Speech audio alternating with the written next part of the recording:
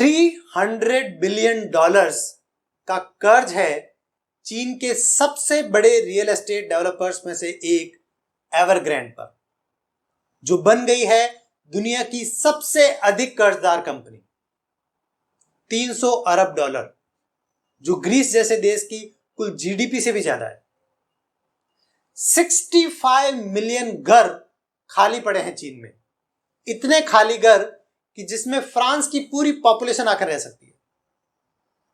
वैसे फ्रांस तो नहीं, लेकिन इसकी राजधानी पेरिस की एक कॉपी आपको चीन में जरूर मिल जाएगी। इस शहर को तियानडुचेंग या चीन का मिनी पेरिस भी कहते हैं, जिसमें है आईफिल टावर की एग्जैक्ट रेप्लिका, कॉबलस्टोन स्ट्रीट्स, खूबसूरत फव्वारे, पेरिशियन फसाड्स और फ्रांसीसी वास्तुकला वाली इमारतें।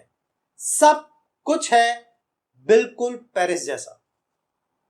अगर कुछ नहीं है तो वो है इन इमारतों में रहने वाले इंसान।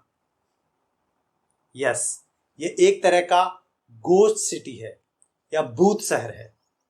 और दिलचस्प बात यह है कि यह दुनिया में सबसे अधिक आबादी वाले देश चीन के सबसे अधिक आबादी वाले शहर शंघाई से सिर्फ 150 किलोमीटर दूर है, फिर भी इतना सुनसान।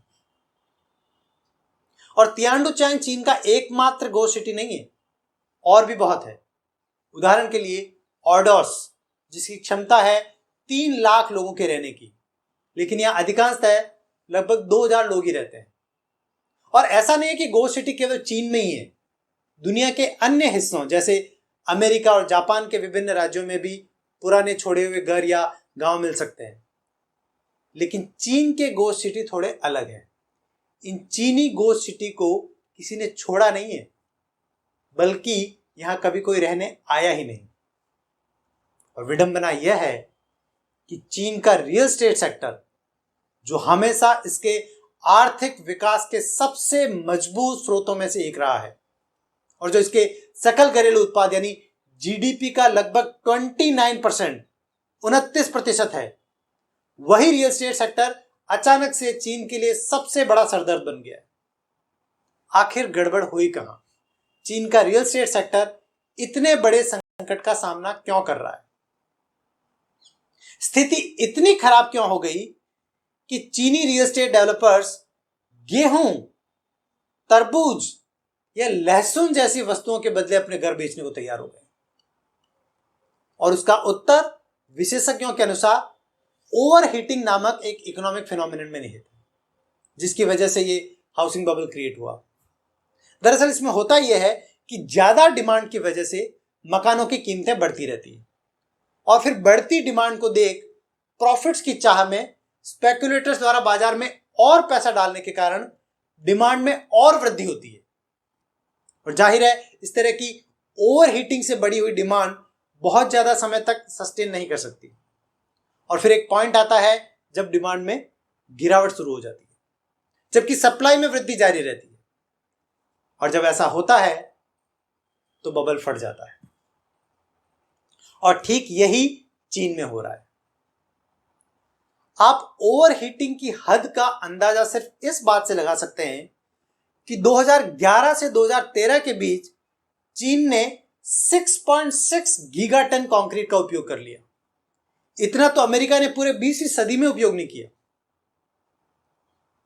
अब अगर आप यह सोच रहे हैं कि आखिर चीन के रियल एस्टेट में इतनी ज्यादा डिमांड के पीछे कारण क्या है, दरअसल इसके पीछे एक नहीं कई कारण हैं।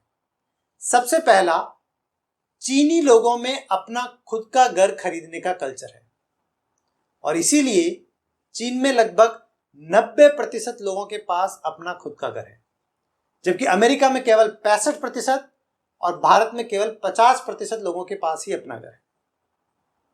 दूसरा, दशकों से चीनी सरकार भी लोगों को रियल एस्टेट बाजार में निवेश करने के लिए प्रोत्साहित करती आई है, क्योंकि कम्युनिस्ट चाइना में लैंड सरकार की होती है और सरकार लैंड की बिक्री से अरबों डॉलर कमाती है।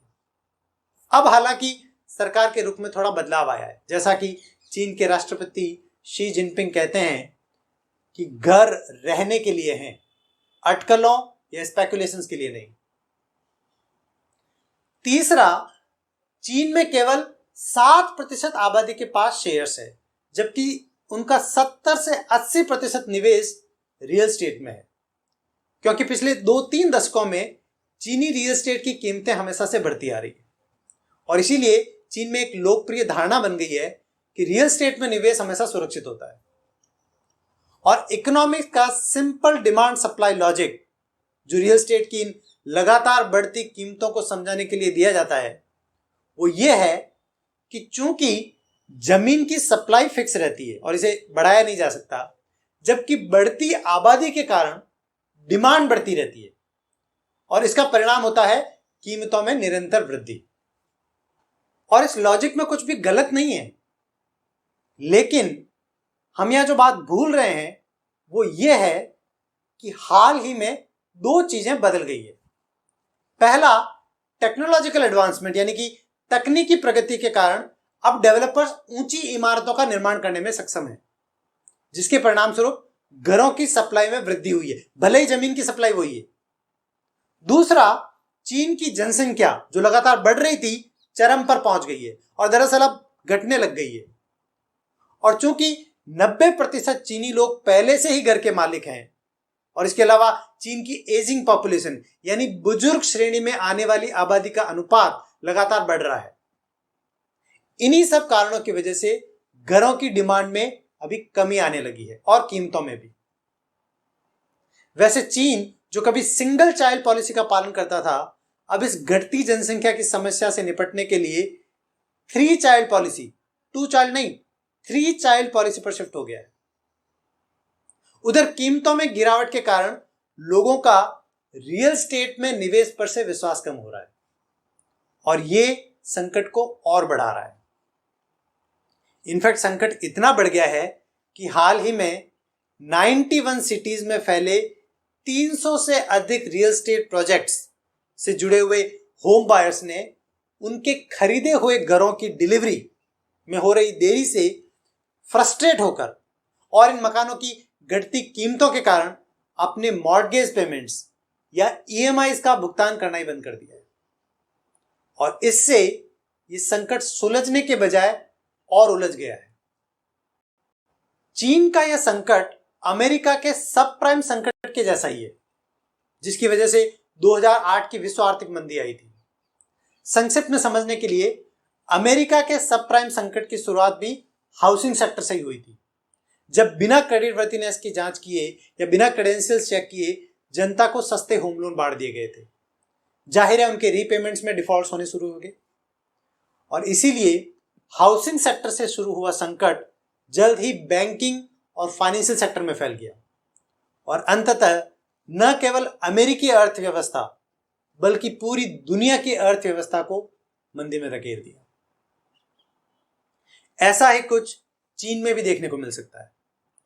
वैसे आपकी जानकारी के लिए बता दूं कि चीन की जून 2022 क्वार्टर की इकोनॉमिक ग्रोथ रेट घट करके सिर्फ 0.4% रह गई है और चीन के अंदर अभी 4 ग्रामीण बैंक गहरे संकट में है और इन बैंकों ने डिपॉजिटर्स का पैसा फिलहाल के लिए फ्रीज कर दिया है और इसके विरोध में लोग सड़कों पर आ गए हैं।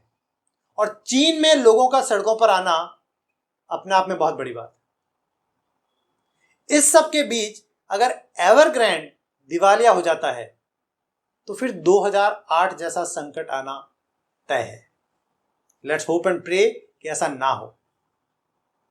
वैसे चाइना के इस रियल एस्टेट क्राइसिस में हम सबके लिए भी एक अहम सबक है और वो ये कि एक इन्वेस्टर के तौर पर हमें अपना इन्वेस्टमेंट हमेशा डाइवर्सिफाइड रखना चाहिए और कभी भी सारा पैसा एक ही जगह नहीं लगा देना चाहिए, फिर चाहे वो इन्वेस्टमेंट अपॉर्चुनिटी कितनी ही आकर्षक क्यों ना लगे या भले ही आपके आसपास में सभी लोग उसी इन्वेस्टमेंट अपॉर्चुनिटी में ही क्यों ना इन्वेस्ट कर रहे हैं।